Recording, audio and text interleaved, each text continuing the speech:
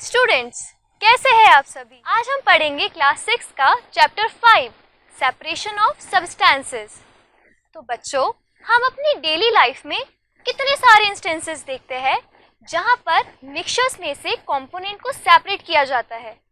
But आपको पता है कि जब भी हम सेपरेशन करते हैं उसके लिए हम अलग अलग मेथड का यूज़ करते हैं और उनके जो पर्पस होते हैं वो भी अलग अलग होते हैं। तो आइए पहले हम पर्पस को डिस्कस करते हैं।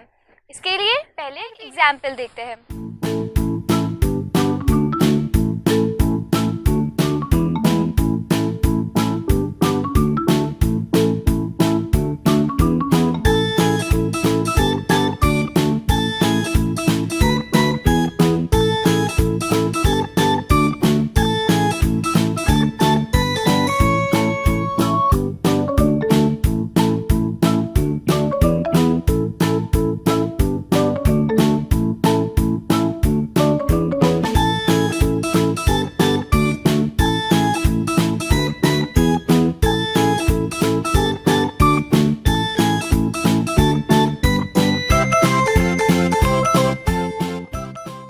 बच्चों, आपने देखा कि पहले पार्ट में चावल में से स्टोन्स को अलग किया गया।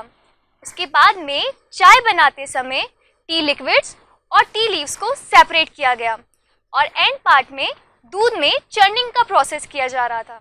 तो बच्चों, आपने ऑब्जर्व किया कि इन तीनों प्रोसेस के पीछे पर्पस अलग अलग थे। सो स्टूडेंट्स, आपने देखा कि सेपरेशन के पीछे मेजरली तीन पर्पस या उद्देश्य होते हैं। First, to remove impurity, second, to remove non useful components and third, to separate two useful components. So students, अभी हमने देखा कि सेपरेशन के पीछे क्या पर्पस होते हैं या क्या उद्देश्य होते हैं। तो अब हम आगे डिस्कस करते हैं सेपरेशन के कुछ मेथड्स के बारे में। ओके, तो मेथड्स को डिस्कस करने से पहले एक छोटी सी एक्टिविटी करते हैं। ठीक है, यहाँ पर आपको बहुत सारे ब्लॉक्स दिख रहे हैं, कलरफुल ब्लॉक्स। बचपन में बहुत खेला है ना हमने इनसे। अब हमें क्या करना है, इन ब्लॉक्स में से ब्लू वाले ब्लॉक्स को सेपरेट करना है। ठीक है, कैसे? अब आप कहेंगे ये तो बहुत इजी है ना।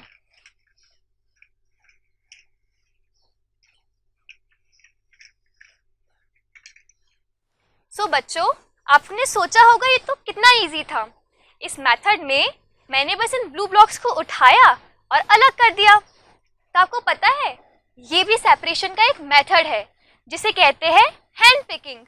बच्चों, अब इस मेथड को हम एक सरल भाषा में समझने की कोशिश करते हैं। हस्त चयन, हैंड पिकिंग, वह विधि जिसमें अनुपयोगी अवयवों को हाथ से अलग किया जाता है। इस विधि का उपयोग गेहूं, चावल, दाल आदि के अनाज से छोटे कणों, गंदगी, पत्थर, भूसी आदि को अलग करने के लिए किया जाता है। The process by which undesirable components are just picked by hands. This method is used for separating small particles of dirt, stone, husk, etc. from the grains of wheat, rice and pulses. इसके कितने सारे example हम अपनी daily life में देखते हैं। जैसे चावल या दाल बनाने से पहले उसमें से छोटे छोटे स्टोन्स को अलग किया जाता है। अच्छा, तो हमने ये तो देख लिया कि चावल में से स्टोन्स को कैसे अलग किया जाता है। अब हम नेक्स्ट मेथड पढ़ते हैं। क्या कभी आप लोगों ने रोड साइड में पड़े हुए धान या गेहूं के बंडल देखे हैं? बच्चों, आप यहाँ देख पा रहे हैं कि कुछ किसान धान के बंडल को एक लकड़ी के पट्टे के ऊपर मार रहे हैं। जब किसान इस धान के बंडल को जमीन पे जोर जोर से मारता है तो उसमें से सीड्स और हस्क अलग हो जाते हैं। मतलब जो गेहूं के दाने होते हैं वो अलग और जो साथ में बंडल के अंदर जो हस्क होता है वो सेपरेट हो जाता है। बच्चों, अब इस मेथड को हम एक सरल भाषा में समझने की कोशिश करते हैं। थ्रेशिंग, जो विधि अनाज को डंठल से अलग करने के लिए प्रयोग की जाती है, वह विधि थ्रेशिंग कहलाती है। The process that is used to separate grains from stalks is called threshing. पहले के टाइम में गांवों में थ्रेशिंग के लिए बुल का यूज किया जाता था, बट आजकल तो टेक्नोलॉजी बहुत एडवांस हो गई है, इसीलिए आजकल थ्रेशिंग के लिए भी मशीन्स आने लगी है, जिन्हें थ्रेशिंग मशीन कहा जाता है। तो बच्चों, अभी हमने थ्रेशिंग के बारे में पढ़ा। अब हम पढ़ते हैं आगे एक नए मेथड के बारे में, जिसे कहा जाता है विनोइंग। चलिए पहले इसका एक एग्जाम्पल देखते हैं। आप लोग देख रहे होंगे कि इस व्हीट ग्रेन्स में साथ में कुछ स्टोन पार्टिकल्स और कुछ सैंड के पार्टिकल्स भी प्रेजेंट हैं। तो बच्चों, इस टाइप का व्हीट हम यूजुअली घर पे नहीं खरीद के लाते, पर अगर खरीद के ले आते हैं तो हम इस व्हीट को फेंकते तो नहीं है। तो इसके लिए भी हमारे पास एक मेथड है जिससे हम इन व्हीट ग्रेन्स को साफ कर सकते हैं, इसमें मिली इम्प्योरिटीज को अलग कर सकते हैं। इसी मेथड को विनोइंग कहते हैं। इसमें हम एक ट्रेडिशनल सूप का यूज़ करते हैं और उस सूप में मिक्सचर को डालकर उसे उछाला जाता है, जिससे जितने भी लाइटर पार्टिकल्स होते हैं वो हवा के कारण अलग हो जाते हैं और जो हैवियर पार्टिकल्स होते हैं वो सूप में रह जाते हैं। तो इस मेथड में ये जो हस्क पार्टिकल्स हैं वो व्हीट से सेपरेट हो जाते हैं, क्योंकि ये लाइटर इन वेट है और व्हीट पार्टिकल्स हमारे सूप में रह जाते हैं। बच्चों, अब हम इस मेथड को एक सरल भाषा में समझने की कोशिश करेंगे। निष्पावन, विनोइंग, वह विधि जिसमें मिश्रण के हल्के और भारी घटकों को पवन अथवा वायु के झोंकों से अलग किया जाता है, निष्पावन कहलाता है। उदाहरण के लिए हवा की मदद से भूसी को अनाज से अलग करना। Winnowing can be used to separate lighter and heavier components of a mixture by wind or blowing air. For example, to separate husk from grains with the help of air. तो बच्चों, आपने देखा कैसे विनोइंग मेथड में हम एक traditional soup की help से व्हीट में से लाइटर पार्टिकल मतलब कि हस्क और सैंड को सेपरेट करते हैं। इसके लिए हम मिक्सचर को एक सूप में लेकर उसे कुछ हाइट से नीचे गिराते हैं। इसके हवा के कारण जो लाइटर पार्टिकल्स होते हैं वो हैवियर पार्टिकल से सेपरेट हो जाते हैं। तो इसी मेथड को हम विनोइंग कहते हैं। आइए चलिए अब हम नेक्स्ट मेथड की ओर मूव करते हैं, जिसे हम कहते हैं सीविंग। आप सभी ने चाय तो पी होगी, तो चाय बनाते समय हम टी लिक्विड और टी लीव्स को सेपरेट करते हैं। किससे सेपरेट करते हैं? छन्नी या सीव से। तो वो मेथड जिसमें सीव की हेल्प से सेपरेशन किया जाए उसे सीविंग कहा जाता है। सीव में कुछ होल्स बने हुए होते हैं, तो जो पार्टिकल्स सीव के होल से छोटे होते हैं वो छन्नी या सीव से निकल जाते हैं और जो थोड़े लार्जर पार्टिकल है वो सीव में ही रह जाते हैं। जैसे कि टी लिक्विड जो कि सीव के होल से पतला है या साइज में छोटा है वो अलग हो जाता है, उसका साइज कंपैरेटिवली छोटा होता है तो वो छन्नी से निकल जाता है। और चाय की जो पत्ती या टी लीव्स होती है वो साइज में थोड़ा बड़ा होता है तो वो सीव में ही रह जाता है। तो इसे ही हम सीविंग कहते हैं, जिसमें पार्टिकल को on the basis of their size, जिसमें कि सीव का साइज सबसे इम्पॉर्टेंट होता है, उससे सेपरेट किया जाता है। बच्चों, अब इस मेथड को हम एक सरल भाषा में समझने की कोशिश करते हैं। चालन, सीविंग, वह विधि जिसमें मिश्रण से आकार में भिन्न ठोस अवयवों को चालनी से पृथक किया जाता है, जिससे चालनी के छिद्रों से छोटे आकार के कण निकल जाते हैं। The process by which we separate solid constitutes of a mixture which differ in their sizes. A sieve is device with many small holes in it which allow the smaller particles to pass through. आइए sieving के कुछ और example देखते हैं। तो बच्चों, आप देख पा रहे हैं सीव यानी छलनी की सहायता से आटे को छाना जा रहा है, जिससे आटे में उपस्थित अशुद्धियां छलनी में ही रह जाती हैं और आटे के कण जो कि छलनी के छिद्रों से छोटे होते हैं वह छलनी से छनकर बाहर आ जाते हैं। बच्चों, यहाँ आप देख पा रहे होंगे कि मजदूर एक कंस्ट्रक्शन साइट पर सैंड में से पेबल्स एंड स्टोन्स मतलब कि रेत से कंकड़ और पत्थर को चलनी की सहायता से अलग कर रहा है। तो ये दोनों ही मेथड सीविंग के हैं, क्योंकि सीव के होल का साइज इतना ही है कि फाइनर पार्टिकल्स ही ये सेपरेट हो सकते हैं और जो हैवियर पार्टिकल्स या जो इम्प्योरिटी है वो उसी सीव में रिमेनिंग रह जाती है। अच्छा, तो बच्चों, अभी आपने सीविंग के बारे में पढ़ा। अब मैं आपसे एक सवाल पूछती हूँ कि क्या आप आटा और चॉक पाउडर जिन्हें मैं आपस में मिला देती हूँ उसे सीविंग की हेल्प से अलग कर सकते हो? नहीं। Very good. हम उसे अलग नहीं कर सकते। क्यों?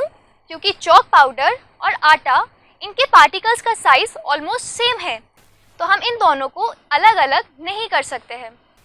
तो बच्चों, अभी हमने पढ़ा सीविंग के बारे में।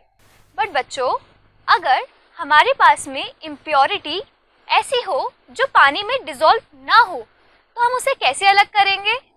तो आइए हम स्टार्ट करते हैं हमारा सेपरेशन का एक नया मेथड जिसका नाम है सेडिमेंटेशन एंड डिकेंटेशन। तो बच्चों, चलिए इसे हम एक एक्टिविटी से समझते हैं और इस एक्टिविटी में हमें चाहिए होगा एक ग्लास रॉड, एक spatula, soil sample, tripod stand, funnel, एक बीकर जिसमें पानी है, एक empty beaker, filter paper, salt sample और मेजरिंग सिलेंडर। बट बच्चों, सॉल्ट सैंपल और मेजरिंग सिलेंडर का इस्तेमाल हम अगली एक्टिविटी में करेंगे। अभी हम इन्हीं का यूज़ करते हुए अपनी एक्टिविटी को पूरा करेंगे। तो बच्चों, चलिए अब हम अपनी एक्टिविटी स्टार्ट करते हैं। तो बच्चों, पहले हम बीकर लेंगे जिसमें हमारे पास पानी है। अब स्पैचुला की हेल्प से हम इसमें सॉइल को डालेंगे।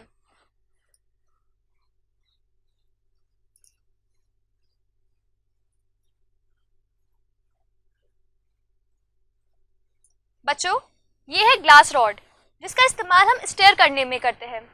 अब हम इस सॉइल सैंपल को स्टेयर करेंगे।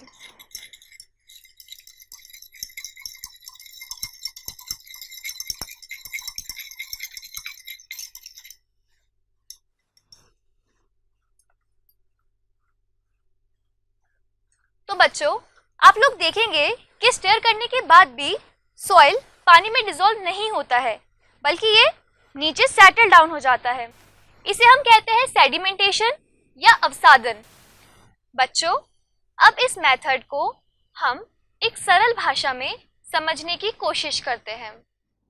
अवसादन, सेडिमेंटेशन, मिश्रण में जल मिलाने पर भारी अवयवों के नीचे तल में बैठ जाने की प्रक्रिया को अवसादन कहते हैं।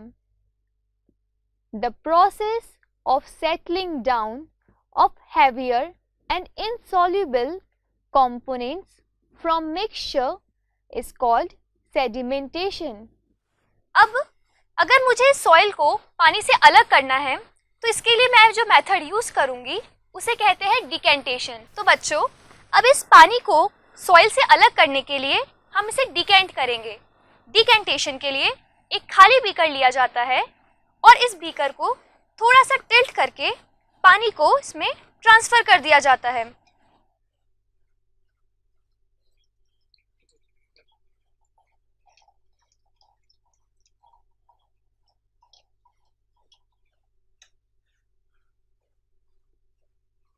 तो बच्चों, आप देखेंगे कि सॉइल हमारा इसी बीकर में रह जाता है और पानी दूसरे बीकर में सेपरेट हो जाता है।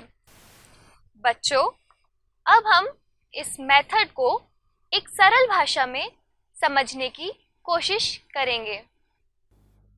निस्तारण, डिकेंटेशन, अवसादी कणों को विचलित किए बिना द्रव को स्थानांतरित करने को ही निस्तारण कहते हैं। The process of transferring liquid without disturbing the sediments is called decantation. But बच्चों, क्या ये पानी साफ है? नहीं, ये पानी साफ नहीं है। तो इसके लिए हम एक नेक्स्ट मेथड पे प्रोसीड करते हैं जिसका नाम है फिल्ट्रेशन। फिल्ट्रेशन के लिए हमें आवश्यकता पड़ेगी एक फिल्टर पेपर की। तो बच्चों, यह है हमारा फिल्टर पेपर। इसे हम ऐसे करके फोल्ड करते हैं और इसे फनल में इस तरीके से लगा दिया जाता है। अब इस फनल को ट्राइपॉड स्टैंड पे रख देंगे और डिकेंट करके हमें जो पानी मिला था इसे फिल्टर करना स्टार्ट करेंगे।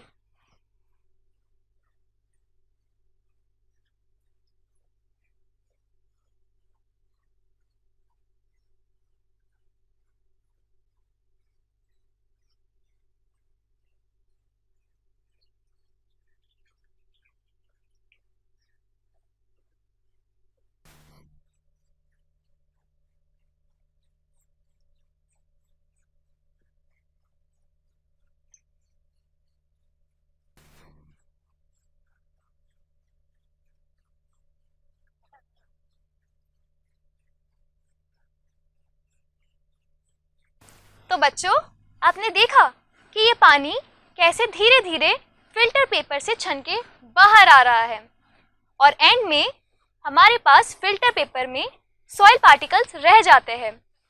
तो बच्चों, अब इसमें से पूरा पानी फिल्टर हो चुका है। अब आप देखिए कि इस फिल्टर पेपर में कितनी सारी मिट्टी फिल्टर पेपर में ही रह जाती है और पानी फिल्टर होके निकल जाता है।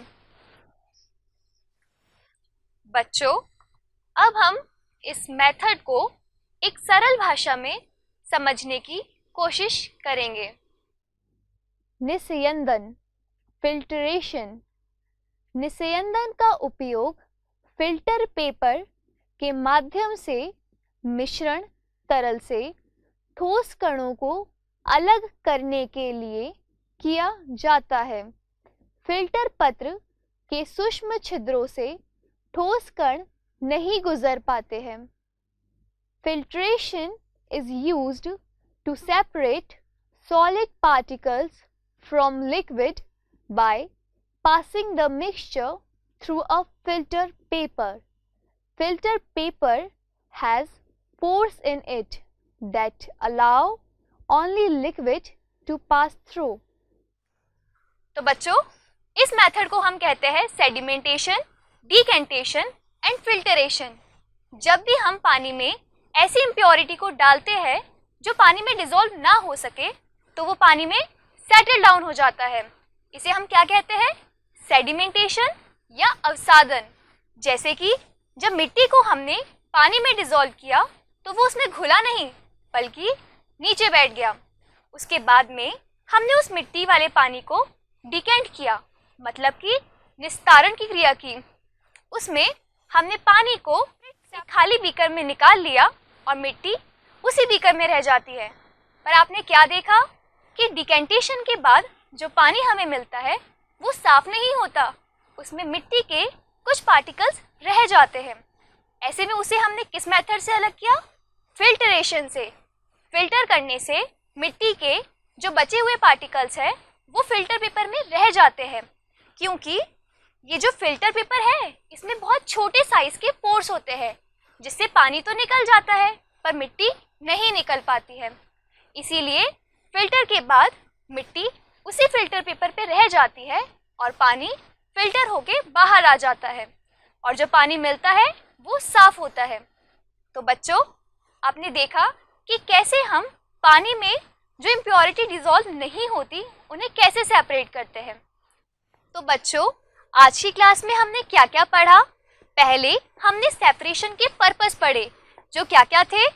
To remove non useful components, to remove impurity और to obtain two different but useful component. उसके बाद हमने पढ़ा मेथड ऑफ सेपरेशन, जिसमें पहला था हैंड पिकिंग, जिसमें हमने लार्जर साइज के पार्टिकल्स को हैंड से पिक करके सेपरेट किया। उसके बाद हमने पढ़ा विनोइंग, जिसमें वीट में से हस्क को सूप के थ्रू अलग किया गया। उसके बाद थ्रेशिंग, जिसमें वीट बंडल से वीट के सीड्स को किस तरीके से सेपरेट किया गया वो आपने देखा। फार्मर उसे जमीन पे मार के अलग करता है, जिसे थ्रेशिंग कहा था। उसके बाद हमने सीविंग पढ़ा, सीविंग जिसमें सीव की हेल्प से पार्टिकल्स को सेपरेट किया जाता है, जैसे कि चाय बनाते समय चाय की पत्ती को लिक्विड से अलग करना। लास्ट में पढ़ा हमने सेडिमेंटेशन, डिकेंटेशन और फिल्टरेशन के बारे में। बच्चों, आज के लिए बस इतना ही। हम मिलते हैं अगले भाग में।